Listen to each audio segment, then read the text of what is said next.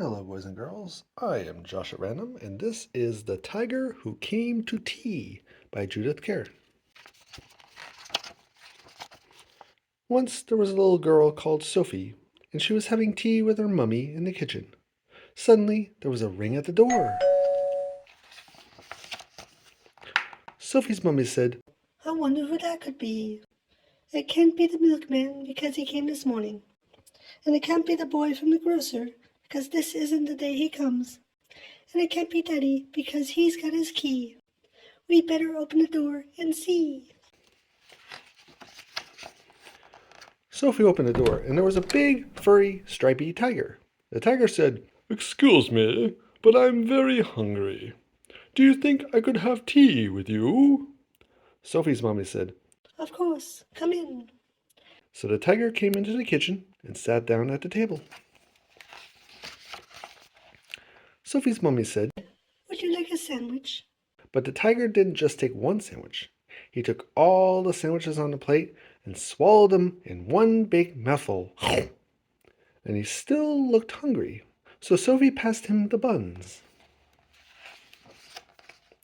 But again, the tiger didn't eat just one bun.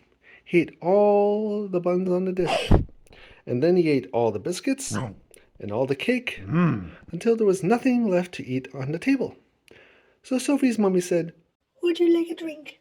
and the tiger drank all the milk in the milk jug and all the tea in the teapot. And then he looked around the kitchen to see what else he could find. He ate all the supper that was cooking in the saucepans, and all the food in the fridge, and all the packets and tins in the cupboard.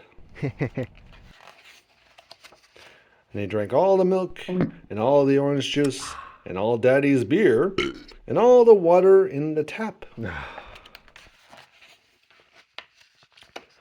Then he said, "Thank you for my nice tea. I think I better go now." and he went. Sophie's mummy said, I don't know what to do.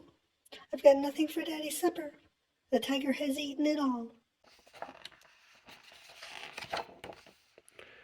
and Sophie found she couldn't have her bath because the tiger had drunk all the water in the tap. Just then, Sophie's daddy came home.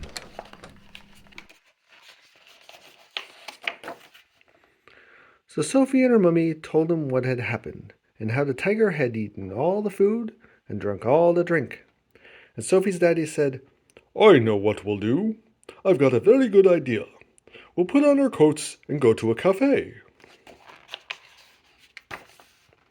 So they went out in the dark, and all the street lamps were lit, and all the cars had their lights on, and they walked down the road to a cafe.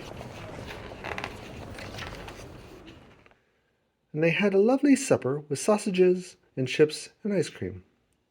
In the morning, Sophie and her mummy were shopping, and they bought lots more things to eat. And they also bought a very big tin of tiger food, in case the tiger should come to tea again.